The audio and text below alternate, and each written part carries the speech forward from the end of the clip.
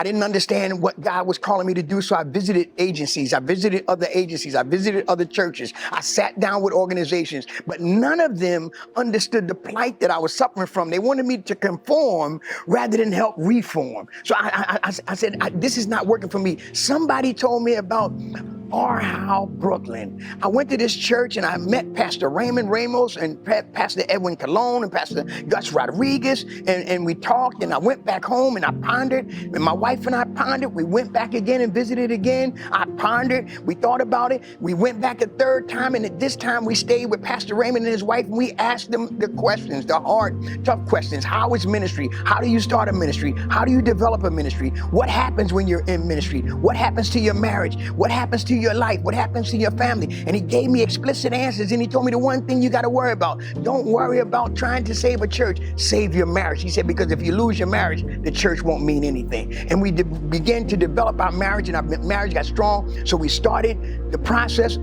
at Perkins Restaurant in York, Pennsylvania. We started having meetings. We started having Bible studies. We started having planting meetings to start the church. And we were still members of Bethlehem Baptist Church. And for a year, we met and we talked about everything it would take to plant and start a church under the tutelage of those three gentlemen I just talked about.